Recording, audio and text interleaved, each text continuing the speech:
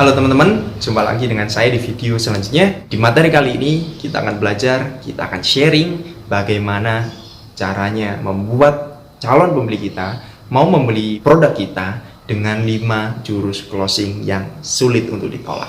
Apa saja jurus tersebut? Simak video selanjutnya.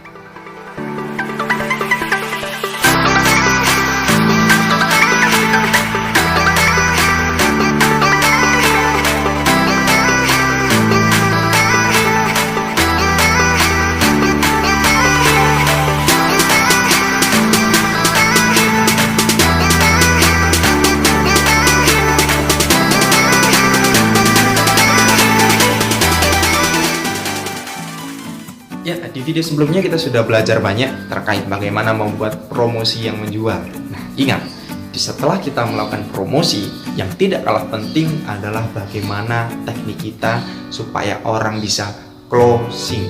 Apa closing itu, Mas? Closing adalah tahap akhir dari sebuah proses penjualan, di mana di tahap ini Anda akan ditentukan bagaimana customer itu membeli atau tidak membeli produk kita. Nah, supaya customer Anda closing atau mau membeli, tentu Anda harus menggunakan strategi atau trik yang benar-benar efektif. Sebenarnya banyak banget jurus atau strategi yang bisa kita pelajari terkait closing ini. Cuman saya akan share 5 yang sering saya pakai dan memang 5 ini efektif dan mudah sekali diterapkan oleh teman-teman. Apa saja itu? Pertama, namanya diskon yang menggoda.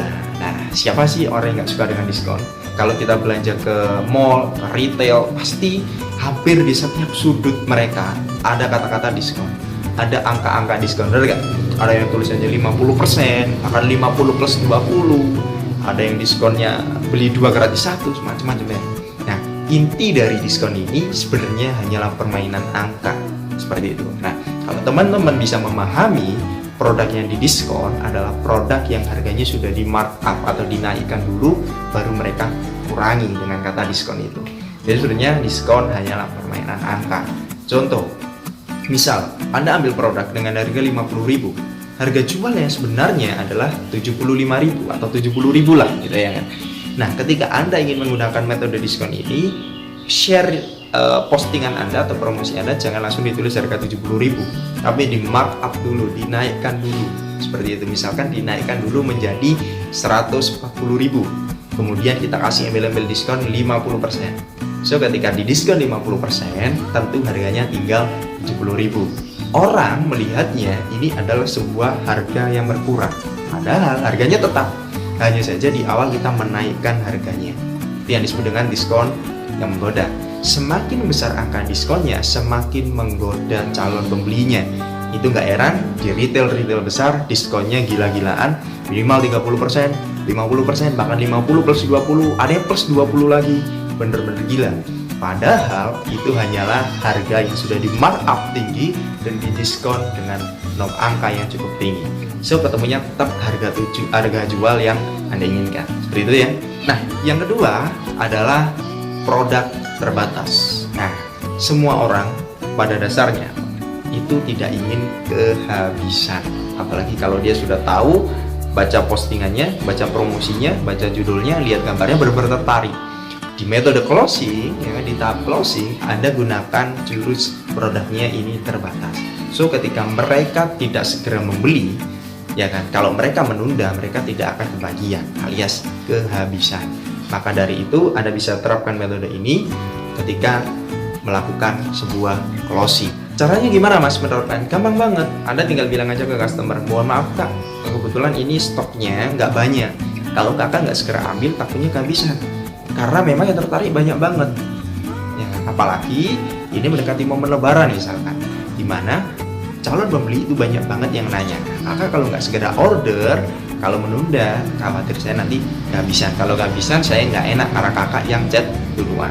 Nah, itu contoh. Selanjutnya, yaitu jurus free ongkir atau gratis ongkir. Ketika orang berbelanja online, itu biasanya mereka berat atau malas untuk membayar ongkir. Kenapa malas? Ya tentu saja, ya namanya orang kalau disuruh bayar lagi kan nggak mau ya. Anda bisa inisiasi atau mengakali ini dengan trik gratis ongkir. Caranya gimana? Gampang. Anda tanya dulu tujuannya di mana.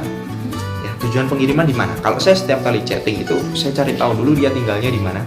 Katakanlah dia tinggal nggak jauh dari Sidoarjo, Surabaya, di mana ongkir ke Surabaya ada 8.000. Maka harga produk yang awalnya tadi saya naikkan dulu menjadi 8.000. Jadi contoh, saya jualan celana dengan harga 100.000. Ketika saya mau pakai trik gratis ongkir, maka harganya saya naikkan menjadi 110 atau 108 atau 105. Di mana sebenarnya keuntungan saya tidak berkurang. Saya naikkan harga dengan embel-embel gratis ongkir. Sekarang saya tanya, misalkan ada customer, Anda pilih mana? Harga 100.000 plus ongkir 10.000 atau harga 110.000 tetapi gratis ongkir? Tentu Anda akan pilih pilihan yang kedua karena ada kata gratisnya. Karena setiap orang suka dengan yang gratisan sekalipun itu ongkir. Yang keempat adalah harganya akan segera naik. Ini juga efektif untuk diterapkan. Orang itu kalau sama angka itu sensitif kalau mereka belanja. Selisih 1.000-2.000 pun mereka permasalahkan biasanya, apalagi mak-mak. Nah, gimana caranya kita bisa closing cepat biar customer itu nggak nunda? Anda bisa menakut-nakuti dengan harganya naik. Seperti itu ya kan. Contoh, kemeja flanel gitu ya kan. Harga awalnya 85.000. Tapi kita tawarkan ke dia, "Kak, mohon maaf untuk saat ini harganya hanya 85.000. Tapi kalau kakaknya tidak segera order dalam 1-2 hari ini, saya khawatir 3 hari selanjutnya atau minggu depan itu harganya naik. Karena kebutuhan flanel saat ini lagi banyak dicari kan." Biasanya dalam prinsip ekonomi ada yang namanya supply and demand. Ketika supply-nya tetap tapi permintaannya banyak ya kan, maka harganya akan naik. Nah, di momen lebaran seperti ini, Anda bisa menerapkan metode closing ini karena ini sangat efektif. Seperti itu. Sama seperti saya biasanya menjual flanel di media online itu 85.000. Tapi karena mendekati momen lebaran saya naikkan jadi 89.000. Kenapa? Karena supply-nya tetap, bahkan berkurang bisa jadi, tetapi permintaannya terus bertambah menjelang momen lebaran. Seperti itu. Nah, itu customer kalau ditakut-takuti harganya naik, maka dia akan semakin takut, dia akan cepat membeli.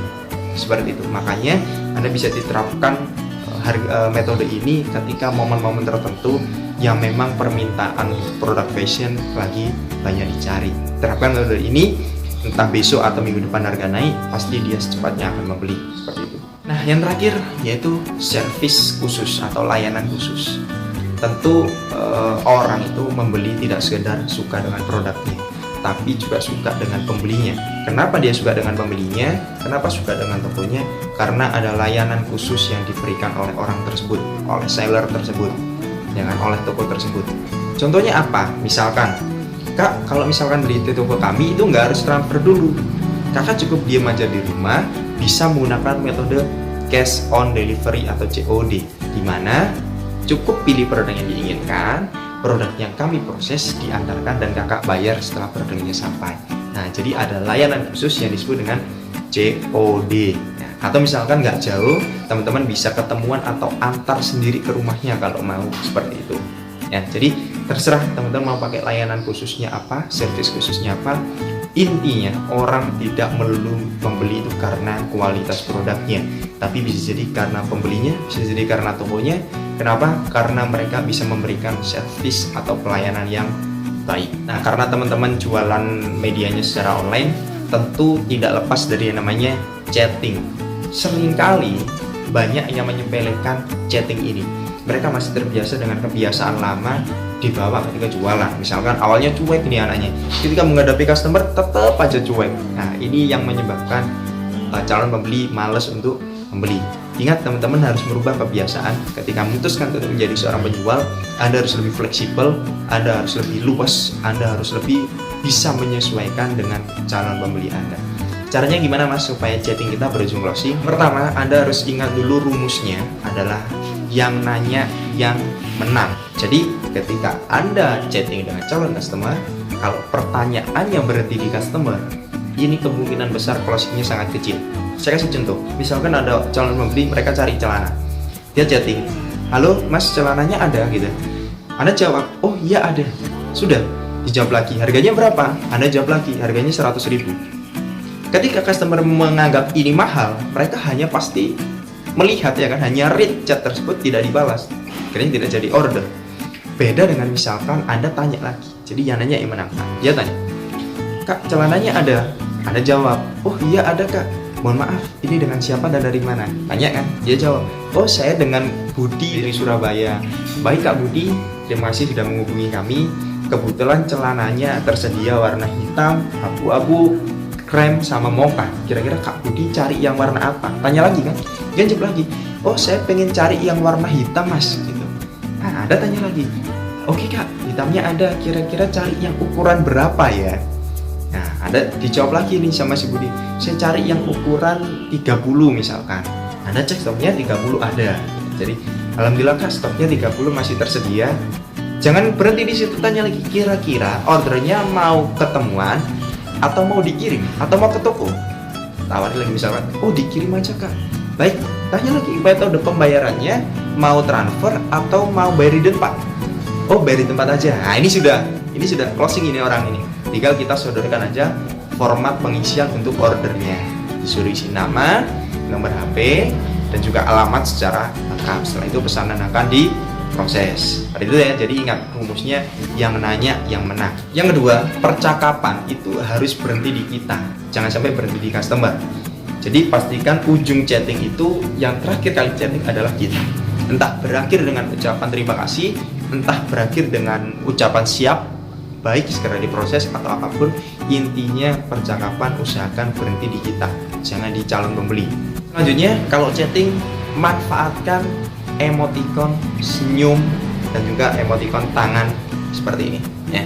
Karena ini akan berdampak yang luar biasa bagi calon customer. Ketika ada chatting cuek, nah, apalagi nggak ada emot senyumnya, itu customer akan males banget menanggapinya. Beda dengan ada chattingnya itu fleksibel, enak, nyaman, pasti customer itu suka. Jadi selain ramah, selain sopan, Anda juga harus ramah, suka senyum, sekalipun melalui chatting ya kan, kasih emot senyum, kasih emot tangan yang gini, atau emot salaman, terserah. Intinya Anda harus bisa membangun keakraban dan kenyamanan dengan calon pembeli. Jangan lupakan emoticon senyum. Yang selanjutnya adalah Anda harus ramah dan sopan. Jangan mentang-mentang Anda seorang penjual, Anda bisa semena-mena seperti itu. Juga jangan terlalu beranggapan bahwa pembeli adalah seorang raja. Tidak. Jadi tidak ada istilah raja entah penjual atau pembeli. Penjual jangan merasa semena-mena, pembeli juga jangan merasa sebagai raja. Itu kuncinya. Maka dari itu Anda harus ramah dan juga sopan. Apalagi kalau calon pembelinya usianya di atas kita dan kita belum kenal dengan dia. Itu kita harus pastikan pelayanannya baik, ramah, dan juga sopan. Terus kalau customernya cuek gimana mas? Kalau customernya nggak sopan gimana? Anda jangan ikut-ikutan. Karena siapa dia, bagaimana cara dia chatting, berkomunikasi, itu tergantung bagaimana cara kita berkomunikasi. Ingat ya, kita bisa merubah komunikasi dia ketika kita mampu berkomunikasi dengan baik. So kalau chattingnya mereka cuek, nggak apa-apa. Yang penting kita tetap enjoy, kita tetap ramah, kita tetap sopan. Insya Allah dia akan ikutan sopan juga. Seperti itu. Amin. Jadi tularkan atau buat dampak atau situasi yang positif senyaman mungkin ketika ada chatting dengan calon pembeli. Yang terakhir, gunakan bahasa yang fleksibel. Nah, maksudnya fleksibel itu gimana? Anda tahu siapa calon customer Anda. Kalau misalkan calon customernya sesama anak muda, bisa gunakan bahasa mas bro, mbak bro, atau apa ya kan? Nggak harus pakai bahasa yang terlalu formal, nggak harus. Tapi kalau orangnya lebih tua dari kita dan secara kelas ekonomi mereka di atas kita, kita bisa gunakan bahasa yang formal. Atau kalau usianya di bawah kita, ya kita gunakan bahasa yang keseharian lah, bahasa akrabnya anak muda seperti apa gitu. Jadi nggak harus ramah, sopan itu bukan berarti pakai oh Anda mau order yang mana, bukan seperti itu ya, bukan seperti itu, tapi lebih fleksibel ya. Kalau saya biasanya menggunakan kata-kata masnya, mbaknya, bapaknya, ibunya ya kan, itu. Jadi misalkan dia seusia dengan saya tapi cowok, ya saya panggil oh masnya mau order yang mana gitu. Apalagi kalau tahu namanya, ya kan, misalnya oh Mas Budi mau order yang mana, itu orang lebih suka. Makanya jangan ragu, cari tahu namanya di awal chatting seperti itu. Kalau lebih tua dari kita ya, oh iya bapaknya mau order yang mana ya, oh ya ibunya tertarik yang mana ya, kan lebih enak ya. Jangan daripada oh ya sampean mau yang mana.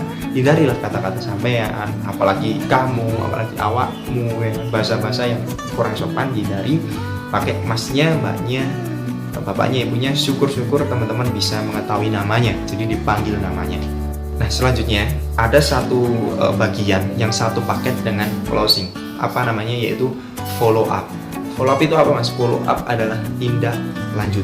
Customer yang membeli maupun yang belum membeli itu perlu di follow up.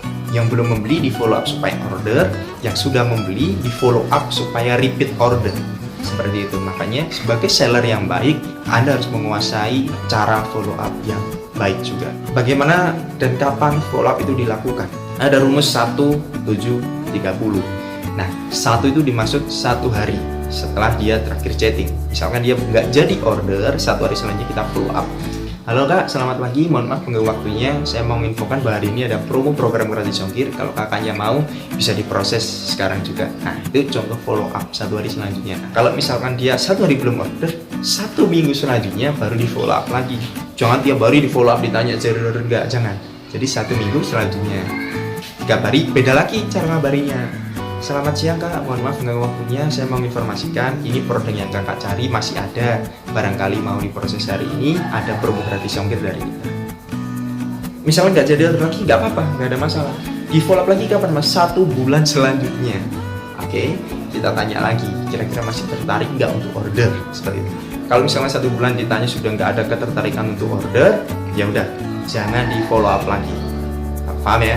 Tapi ketika Anda save kontak dia save kontak Anda, maka akan terlihat terus itu postingan promoan Anda. Seperti itu, ya kan? Jadi customer jangan ditanya terus-terusan setiap hari, jadi order enggak, sudah kehabisan. Nah, jangan seperti itu. Pakai rumus 1, 7, dan 30. Kalau sudah 30 hari dan dia masih belum order juga, maka ikhlaskan. Anda fokus cari customer baru yang lain. Oke, terus bagaimana cara follow up orang yang belum order dan yang sudah order? Pertama kita bahas dulu orang yang belum order. Gimana cara follow up-nya, Mas? Pertama, berikan penawaran yang menarik. Contoh kayak tadi di awal saya berikan penawaran program gratis ongkir, program gratis jam tangan misalkan, ya kan. Terus ada berikan penawaran yang lain, misalkan beli 2 gratis 1 misalkan. Jadi ketika ada tanya jadi order atau enggak, itu ada penawaran yang ditawarkan di situ. Jangan ditanya sekedar jadi order enggak, jangan, tapi ada penawaran yang diberikan. Paham ya? Jadi kasih embel-embel sebuah penawaran yang sekiranya menguntungkan untuk mereka. Yang kedua, kalau misalkan setelah penawaran dia juga masih belum order, nggak apa-apa. Anda hanya menginstruksikan dia, minta tolong ke dia untuk save kontak kita, supaya nanti next ke depan dia bisa mengetahui update promoan dari kita. Jadi bahasanya gini, oh ya udah Kak, nggak apa-apa kalau memang belum order saat ini, tapi kalau kakak berkenan bisa save kontak saya, supaya sewaktu-waktu siapa tahu barangkali ada promo terbaru dari kita, kakaknya tertarik. Seperti itu ya kan.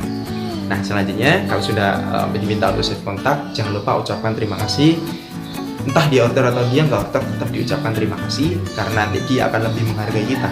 Karena bisa jadi dia nggak order saat ini, mungkin belum ada uang, mungkin lagi banyak kebutuhan, tapi next ketika dia sudah ada uang lebih, ya kan, nggak menutup kemungkinan dia akan order lagi di kita, karena kita tetap mengucapkan terima kasih, tetap kita menghargai dia sekalipun dia tidak beli. Paham ya? Jadi jangan ragu untuk mengucapkan terima kasih dan berikan emot senyum seperti itu. Terus yang selanjutnya untuk orang yang sudah order, Mas, gimana follow up-nya? Pertama, jangan lupa ucapkan dulu terima kasih dan doakan mereka. Nah, kalau saya ketika pesanan itu sudah sampai, pasti mereka ngabari, Mas pesanannya sudah sampai, langsung saya balas juga, baik terima kasih Kak sudah order di Galeri RF, kami doakan rezekinya Kakak semakin lancar, semakin berkah, dan bisa bermanfaat untuk banyak orang. Jadi mereka suka diucapkan terima kasih dan didoakan. Siapa sih yang nggak suka didoakan, ya kan? Nah, ketika kita mendoakan pasti mereka mengucapkan amin dan mendoakan balik. Nah, itu tentu juga menjadi keuntungan kita. Kita semakin didoakan banyak orang, tentu insya Allah rezeki kita akan lebih bertambah dan juga lebih barokah. Yang kedua, jangan lupa dimintanya testimoni. Ditanya, oh gimana Kak, kira-kira produknya cocok nggak, suka nggak, boleh minta testimoninya nggak? Nah, kalau sudah ada testimoni misalkan, oh iya Kak, alhamdulillah produknya bagus, berkualitas, cocok untuk saya, banyak, enak dipakai, adem, ya kan, harganya juga murah. Nah, testimoni dari pembeli ini ada screenshot, ada simpan ke folder khusus. Jadi bikin folder khusus untuk testimoni, di mana suatu saat folder ini juga sebagai jurus closing. Ya, jurus testimoni itu sangat efektif juga seperti itu untuk follow up. Ya. di mana folder ini nanti kita simpan dan kita pakai sewaktu-waktu, bisa saat promosi, bisa saat closing, juga bisa saat follow up seperti itu. Karena bisa jadi orang itu bisa percaya karena melihat kesaksian orang lain. Nah, kesaksian orang lain itu datangnya dari testimoni pembeli kita. Selanjutnya, ketika Anda punya program penawaran yang menarik di hari-hari tertentu, jangan lupa mengabari customer yang sudah pernah membeli untuk repeat order. Oke teman-teman, kita sudah berada di akhir video untuk materi kali ini. Ingat, jangan lupa ilmunya diterapkan, karena sebagus-bagusnya ilmu, sebagus-bagusnya materi, tidak akan ada artinya kalau Anda tidak mau menerapkan. Ingat ya, satu jurus akan lebih berbahaya jika diterapkan 10.000 kali, dipelajari 10.000 kali, daripada 10.000 jurus yang hanya diterapkan dan dipraktekkan satu kali.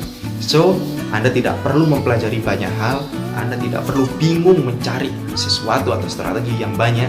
Anda cukup temukan strategi 1, 2, 3 yang efektif menurut Anda, tapi Anda terapkan berkali-kali. Itu akan jauh lebih efektif. Yes, karena kunci penjualan yang hebat adalah bukan mereka yang pintar, bukan mereka yang punya banyak pengalaman, tapi mereka yang berani dan mampu untuk konsisten.